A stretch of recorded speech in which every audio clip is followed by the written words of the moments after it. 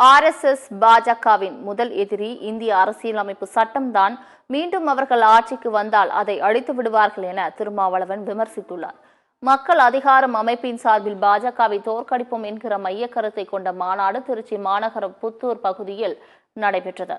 மக்கள் அதிகாரம் அமைப்பின் பொருளாளர் காளியப்பன் தலைமையில் நடந்த இந்த மாநாட்டில் விடுதலை சிறுத்தைகள் கட்சித் தலைவர் திருமாவளவன், திமுகவின் செய்தி தொடர்பாளர் TKS இளங்கோவன், மனிதநேய மக்கள் கட்சி தலைவர் ஜவஹரில்லா உள்ளிட்ட இந்தியா கூட்டணி கட்சிகளை சேர்ந்தவர்களும் மக்கள் அதிகாரம் அமைப்பை சேர்ந்தவர்களும் கலந்து கொண்டனர்.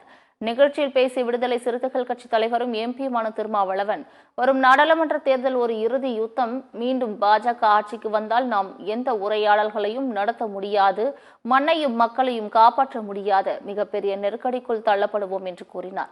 காங்கிரஸ் கட்சி எந்த களத்தில் நின்று பாஜகவை எதிர்க்கிறதோ அதே களத்தில் நிற்க வேண்டிய தேவை மக்கள் அதிகாரத்திற்கும் வந்துள்ளது என்று தெரிவித்தார்.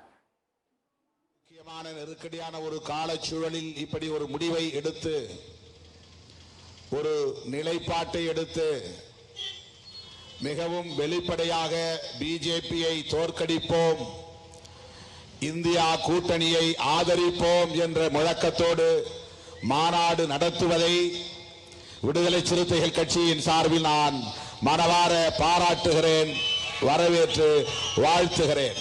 இந்த நாட்டையும் மக்களையும் பாதுகாக்க வேண்டும் என்கிற தேவையை உணர்ந்து கொண்டு இந்த பாசிச இந்துத்துவாவை வீழ்த்த வேண்டும் என்கிற வரலாற்று கட்டாயத்தை உணர்ந்து கொண்டு பிஜேபியை சங் பரிவார்களை வீழ்த்த வேண்டிய தேவை உள்ளது என்கிற அடிப்படையில் துணிச்சலாக இந்த முடிவை எடுத்திருக்கிற மக்கள் அதிகாரம் அமைப்பை நான் மனமாற பாராட்டுகிறேன், வாழ்த்துகிறேன். நிகழ்ச்சியில் பேசிய TKS இளங்கோவன், மன்னர் மானியம்தான் இந்தியாவை ஒரே நாடாக மாற்றியது. ஒரே நாடாக மாறிய பின் நாம் ஒற்றுமையாக வாழ்ந்து வருகிறோம். அதை அழிக்கும் முயற்சியில்தான் பாஜக இறங்கியுள்ளது என்று குற்றம் சாட்டினார். பாஜக அரசு 2 பணக்காரர்களுக்கு 69,000 கோடி ரூபாய் கடனை தள்ளுபடி செய்துள்ளார்கள். ஆனால் தமிழ்நாட்டில் வெள்ளத்தால் பாதிக்கப்பட்ட மக்களுக்கு 5,000 கோடி தர மறுக்கிறார்கள் என்று கடுமையாக விமர்சித்தார்.